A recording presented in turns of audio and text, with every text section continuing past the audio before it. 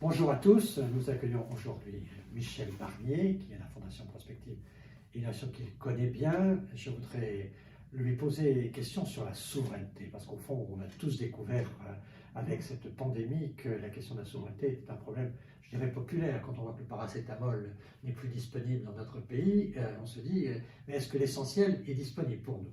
Alors, la souveraineté, ça devient une priorité. Comment articuler cette souveraineté nationale avec notre projet européen, où nous avons aussi besoin sans doute d'une souveraineté européenne?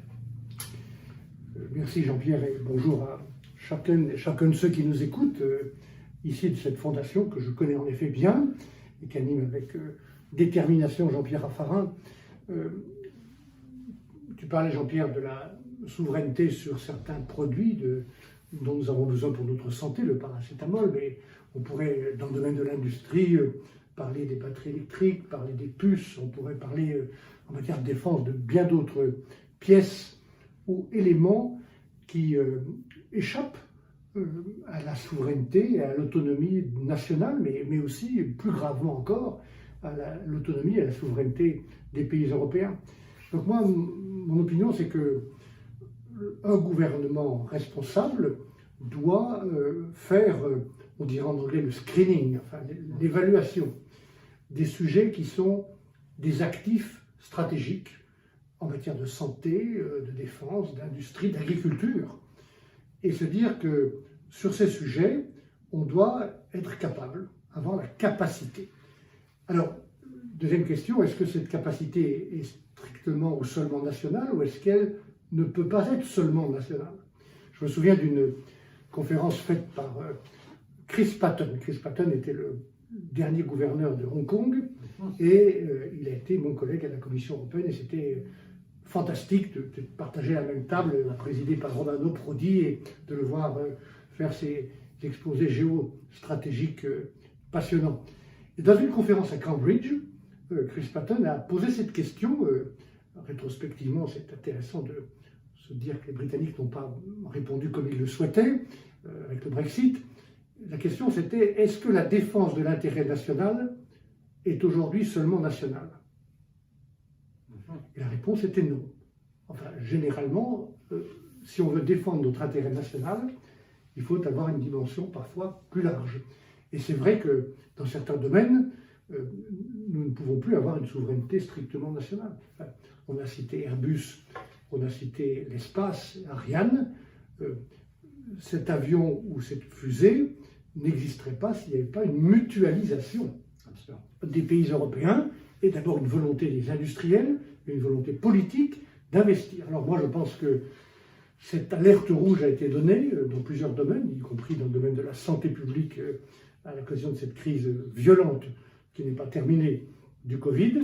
Et donc cette évaluation de nos besoins de capacité nationale, et puis une fois qu'on a fait ça, on répond, est-ce qu'on peut répondre seul ou bien est-ce qu'on doit répondre avec les autres? Et on voit bien dans beaucoup de domaines qu'il faut une réponse européenne. C'est là aussi l'occasion de saisir ce qui vient d'être fait par l'Union européenne dans l'urgence, mais qui est une première, c'est-à-dire ce plan de 750 milliards d'euros.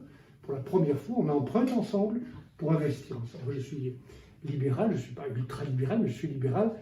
Je ne crois pas à une réponse strictement protectionniste. Je crois que la bonne protection, ce n'est pas le protectionnisme, c'est la capacité d'investir ensemble. Voilà. Et donc, je recommande qu'avec ces moyens qui sont là, et s'il y a une volonté politique, chez nous en France et avec nos voisins, on investisse massivement et ensemble dans les domaines où nous avons un intérêt stratégique à rester autonome, c'est-à-dire souverain. Est-ce que, finalement, dans cette tension qui existe maintenant entre la Chine et les États-Unis, qui va vraiment sans doute structurer les relations internationales pour les années qui viennent, est-ce qu'on a une chance de voir une Europe indépendante? Est-ce que c'est un scénario possible de se dire qu'on a des alliés, on a des partenaires, mais au fond, on a une ligne d'indépendance forte? Mais ce qui apparaît clairement quand on voit la stratégie ou le plan en Chine, quand on écoute le président américain, qu'il s'agit d'ailleurs de Donald Trump, très anti-européen et opposé à toute forme de multilatéralisme, mais aussi Joe Biden, qui, ne nous faisons pas d'illusions, gardera une ligne de défense des intérêts américains. D'abord, je crois qu'on n'a pas le choix de vouloir une Europe indépendante. J'aime bien d'ailleurs, Jean-Pierre, ce mot d'indépendance. Moi, je suis convaincu qu'aujourd'hui, des hommes d'État nationaux, comme l'était évidemment le général de Gaulle ou Konrad Adenauer et même Winston Churchill, personne ne peut leur faire le moindre reproche de manquer à l'intérêt national de leur pays, dans leur histoire, dans leur parcours. Je crois que ces hommes-là, de Gaulle, Churchill, Adenauer, feraient aujourd'hui au moins autant de discours sur l'indépendance de l'Europe que sur l'indépendance nationale.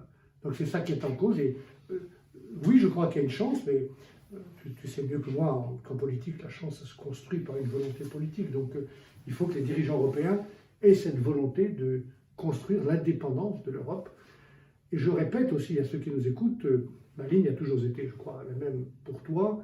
Une Europe unie, ce n'est pas une Europe uniforme. Absolument. Une Europe unie, ce n'est pas une Europe uniforme. Nous devons préserver, respecter. C'est pour ça que l'Europe restera complexe dans son fonctionnement. La langue, l'identité nationale, ce n'est pas un gros mot. La culture, les traditions de chaque pays. Mais unie, oui, à coup sûr. L'indépendance, c'est un peu la finalité, et parler avec tout le monde, c'est un message gaulliste qui est au fond une méthode. Moi, je pense, je l'ai dit un jour lorsque j'ai eu l'honneur et la chance d'être dans ton équipe au gouvernement, comme ministre des Affaires étrangères, j'avais dit aux ambassadeurs, certains n'ont pas bien compris, la France n'est pas grande quand elle est arrogante, et elle n'est pas forte si elle est solitaire. Voilà ce que je pense. Et je le pense toujours. Merci à tous, merci à vous.